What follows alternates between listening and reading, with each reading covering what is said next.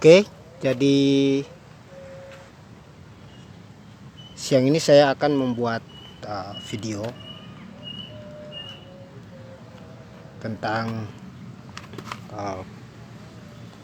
kenapa kita harus setiap hari menyemai bibit tanaman yang akan kita tanam.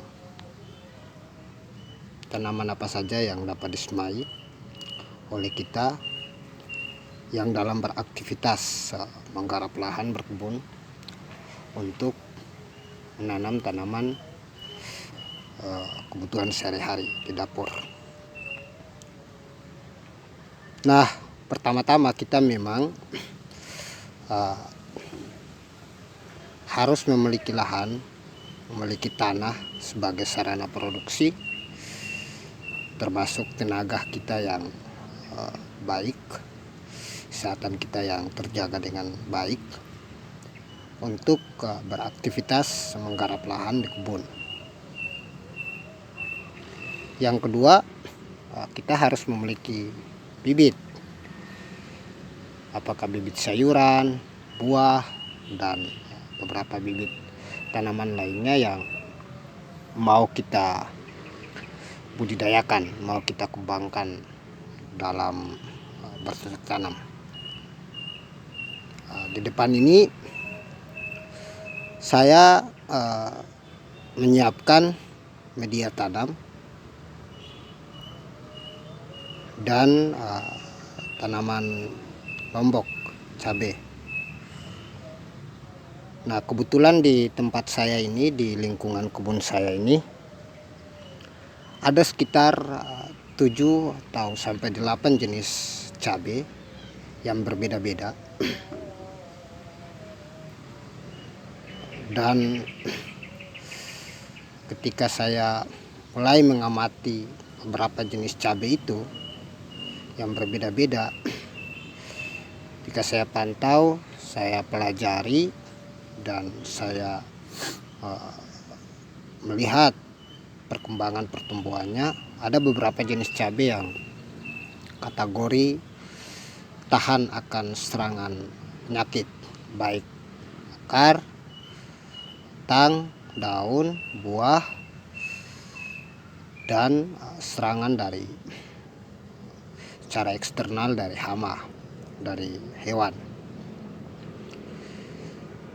Ada beberapa tanaman cabai yang tumbuh, saya nggak tahu dari mana itu, waktu apakah karena saya mengambil biji cabai dari dapur dan kemudian saya tanam sehingga dia tumbuh sendiri dengan berbeda yang waktu itu saya belum punya bibit dan saya beli di toko tani.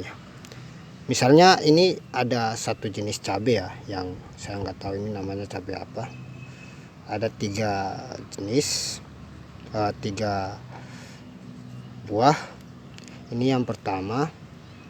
Ini juga ada 5 buah. Ini juga jenis yang ketiga ya.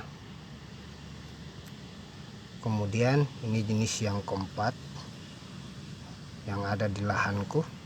Ini juga jenis yang kelima. Oke. Nah, ini saya mau menyemai dengan 5 jenis tanaman cabai lombok yang berbeda. Kemudian yang sisanya sekitar 3 jenis lagi, nanti ada, kalau sudah matang di pohon saya akan semai. Nah, kenapa kita harus menyemai? Tentu dalam berkebun organik ataupun dalam berkebun konvensional kimia sintetis, teman-teman yang punya lahan ingin menanam harus memiliki bibit, memiliki semai. Karena apalah arti punya lahan mau bercocok tanam tapi tidak memiliki bibit, tidak memiliki persemaian. Walaupun bisa dibeli bibit semai yang sudah jadi oleh orang lain, ataupun kita mau menyemai sendiri. Nah, ketika kita membeli bibit, kita harus mengeluarkan uang, dan itu sudah pasti, jumlahnya sedikit ataupun banyak sudah pasti harus kita keluarkan uang untuk kebutuhan berkebun, menanam berkebun itu. Nah, Ketika kita punya bibit sendiri, artinya tahap demi tahap, berlahan-lahan kita mulai melepaskan ketergantungan kita terhadap segelintir orang, segelintir pengusaha, segelintir pemilik modal, segelintir kapitalis yang memiliki perusahaan korporasi, industri pertanian, agrobisnis, segala macam, yang mengatur harga bahan-bahan, sarana-sarana produksi, bahan-bahan kebutuhan bagi petani yang mau bercocok tanam. Padahal semua pupuk yang mereka jual, mereka konvensionalkan, mereka mengubah menjadi komoditas, barang dagangan yang memiliki nilai jual dan nilai guna, nilai pakai dan nilai guna, nilai jual atau nilai pakai dan nilai guna. Harga ditentukan oleh mereka, tidak ditentukan oleh petani. Padahal bibit-bibit maupun pupuk semuanya diberikan oleh alam secara harfiah, ya, secara harfiah alam memberikan itu, dan mereka memodifikasi, mengolah, mereka yasa sampai menjadi pupuk siap saji instan, pupuk kimia sintetis. Begitupun dengan bibit yang mudah diberikan, diberkahi oleh alam, mereka mengubahnya menjadi harga. Tentu petani kesulitan untuk mendapatkan bibit sendiri. Bahkan bibit yang dibeli dari toko-toko pertanian yang dibuat oleh industri pabrik, itu adanya perlakuan membuat bibit itu walaupun ada jaminan untuk ditanam tumbuh, tapi mudah diserang oleh penyakit. Kemudian mereka menawarkan berbagai macam obat, insektisida, fungisida, bakterisida, pestisida, dan lain-lain. Kemudian menawarkan vitamin, vitamin pupuk dan lain-lain untuk petani bisa membeli dari mereka. Nah, dengan alasan inilah kita harus kreatif, kita harus inovasi, membudidayakan, mengkulturkan tanaman yang kita tanam di kebun kita sendiri, sehingga kita sudah melepaskan rantai itu, semacam teori lingkaran setan itu yang selalu ada. Kita melepaskan dari lingkaran setan diri kita itu terhadap akumulasi modal, pengumpulan modal, eksploitasi alam, penghisapan alam, dan perluasan ekspansi modal di berbagai daerah, di berbagai kota. Ada toko-toko pertanian yang besar yang menjual bibit-bibit yang bahkan sulit dijangkau, dibeli oleh petani karena tidak memiliki uang. Kemudian petani kesulitan dengan harga bahan-bahan kebutuhan pokok yang naik, meningkat, kebutuhan pendidikan, kesehatan, dan lain-lain. Kemudian harga sembako dan lain-lain, BBM dan lain-lain yang terus naik. Hasil panen petani menurun karena perlakuan pupuk kimia sintetis ataupun karena kekurangan sarana-sarana produksi, sehingga bagaimana mungkin petani bisa membeli pupuk dan membeli bibit yang dijual oleh korporasi, oleh perusahaan tersebut. Makanya dengan inisiatif yang kita lakukan, kita bisa membuat bibit sendiri, menciptakan bibit sendiri, dan setelah itu kita bisa bagi-bagi kepada teman-teman terdekat kita, kawan-kawan terdekat kita, sahabat-sahabat terdekat kita yang berkebun dan kesulitan mendapatkan bibit. Kita bisa bagi-bagi kepada keluarga, pada kelompok tani, ataupun kepada masyarakat secara luas dengan gratis. Ataupun kalau mereka ingin membayar kita upah sedikit keringat yang mereka kasih uang untuk harga kebutuhan gula, kopi, ataupun rokok atau apa, silakan dengan seikhlasnya, dengan sukarela kita bisa memberikan secara gratis bibit kepada mereka. Nah, 5 cabai ini, 5 lombok ini saya mulai mengembangkan agar saya memiliki stok persemayan, stok bibit, stok biji lombok cabai yang berbeda-beda di lingkungan kebun saya. Nah, ini saya sudah pisahkan, saya sudah buat menjadi 5 eh, wadah kecil ini saya sudah buka bijinya dari kulitnya, dari dagingnya. Tinggal bagaimana kita semai. Nah, apakah media semai yang kita gunakan bisa dari tanah tanpa ada campuran apa-apa, bisa dari tanah campur dengan sekam bakar, dengan pupuk kandang, dengan kompos, dengan dolomit atau dengan abu bakaran kayu, terserah tuh teman-teman. Ini media tanam yang kupakai, media semai ya, itu tanah campur kompos sama campur sekam lapuk, bukan sekam bakar, sekam lapuk sama arang kayu hasil dari bakaran serutan kayu ya, sehingga teksturnya juga kelihatan gembur.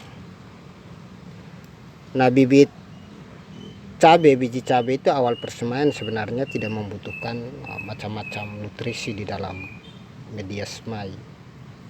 Bisa cukup tanah aja, ataupun bisa cuman tanah dan sekam bakar biar gembur poros, karena bibit yang masih kecil itu baru ketika berkecambah dia membutuhkan media yang poros, yang gembur. Nanti setelah dia besar, pertumbuhannya berkembang, baru dikasih sedikit nutrisi untuk menunjang kelangsungan pertumbuhannya. Nah, sekarang kita bisa langsung semai. Misalnya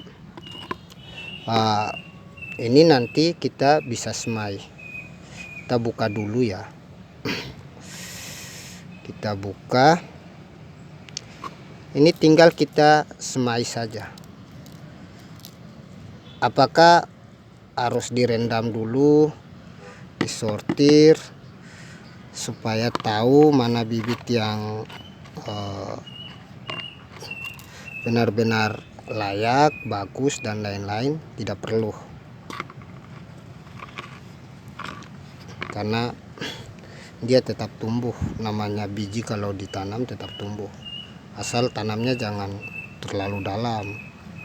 Gali lubangnya, media tanamnya terlalu dalam agak susah. Nanti terlalu padat misalnya, tidak.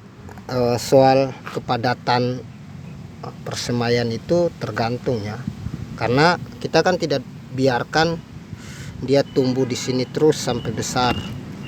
Kita akan memindahkan ketika dia sudah tumbuh daun sejati, 4 daun atau apa, kita sudah bisa pindahkan ke polybag kecil atau ke aqua plastik, gelas aqua plastik yang kecil, kita bisa pindahkan di situ. Kemudian kita bisa siram dan rawat terus perkembangannya sampai dia bisa tumbuh maksimal. Nanti pertumbuhannya tidak banyak, nanti susah untuk berkembang. Tanah itu punya kelebihan, ada hewan mikroorganisme namanya yang bisa bekerja dengan baik apabila tanah itu tanah yang benar-benar gembur. Dia akan bisa menghidupkan bibit yang kita tanam. Nah, nanti setelah besar kita juga sudah akan mulai memindahkan di polybag yang lebih baik ya. Kita pisahkan satu-satu dan kita bisa pindah tanamkan ke lahan yang lebih luas dengan standar daun berapa, daun cabenya 6 atau 8 atau berapa, itu tergantung teman-teman punya cara menanam ya. Kemudian bagaimana mengatasi itu kalau pertumbuhannya rapat, padat segala macam? Ya, lihat aja perkembangannya. Kalau memang bisa diatasi, paling tidak yang udah besar duluan, tumbuhnya lebih duluan, ya teman-teman bisa mengatasinya dengan cara ini, dengan cara yang tadi seperti yang ku sampaikan, tinggal dipindahkan, dicabut beberapa yang sudah bisa dipindahkan, kemudian teman-teman bisa pindahkan, dan mulai dari situ ada perawatan. Jadi ada poin pentingnya yang bisa teman-teman ambil dari cara menyemai seperti ini, yaitu kita tidak perlu mensortir lagi, merendam atau apa. Ketika dipotong, dibuka, langsung bisa ditanam. Nanti kita melihat ada pertumbuhan, ada bibit cabai yang tumbuhnya baik, ada yang tidak tumbuh misalnya. Berarti dengan sendirinya tanah menyortir itu, membedakan itu, menumbuhkan yang tumbuh dan tidak menumbuhkan yang tidak tumbuh. Kemudian nanti setelah ini teman-teman bisa tutup tipis-tipis di atasnya, sedikit saja, dan menyiramnya. Apakah harus ditutup dengan kertas hitam supaya dia lembab? Tidak perlu. Saya selama ini menyemai tidak pernah menutupnya dengan kertas hitam ataupun dengan karung ataupun dengan apa supaya dia lembab. Kemudian 4-5 hari baru buka, enggak. Saya tidak perlu menutup itu, tapi dia tetap tumbuh. Misalnya kita ini pepaya juga tumbuh, kita nggak perlu menutupnya. Ini kena matahari pagi mulai dari jam 7-8 itu sampai jam 11. Sini aku menyemainya, tumbuh seperti itu. Ini tumbuh. Nah, teman-teman akan mendapatkan bibit cabai yang seperti ini, yang padat, yang seperti contoh tadi di sana. Ini padat. Ini belum waktunya diberikan pupuk, palingan kita spray, semprot pestisida saja untuk pencegahan dari serangan hama, serangan hewan yang lain. Aku punya banyak bibit sebenarnya, bibit cabai. Aku setiap hari bahkan menyemai. Kalau ada bibit saya menyemai. Soal mau menanam atau tidak menanam, saya menyemai karena tentu tanaman yang kita tanam di lahan itu ada yang bisa hidup, ada yang tidak bisa bertahan atau mati. Bisa kita ganti yang mati itu dengan yang masih hidup, yang disemai itu. Sehingga ini bisa menjadi hal yang prinsip bagi teman-teman dalam berkebun. Nah, oke. Semoga video singkat ini dapat bermanfaat bagi teman-teman. Ada beberapa hal penting yang kujelaskan tadi. Ya, kalaupun ada manfaatnya, silakan diambil manfaatnya. Silakan teman-teman bisa komen di kolom komentar, bisa subscribe, bisa nyalakan lonceng notifikasi, dan like. Kalaupun bisa share ya silakan, itu hak teman-teman ya. Kalau merasa bermanfaat dan kalaupun mau membantu memperpanjang nafas channel ini untuk tetap mengupdate, memberikan informasi tentang pengetahuan dan pengalaman berkebun, berbagi. Tentu kita sama-sama belajar ya, saling belajar, saling berbagi. Salam hangat, salam peka dari saya, Kebun Organik Kota Ternate, Maluku Utara. Untuk teman-teman di luar Maluku Utara, jaga kesehatan dengan baik, dan jangan lupa sayangi dan cintai alam. Bahagia selalu. Terima kasih. Sampai jumpa di video-video berikutnya.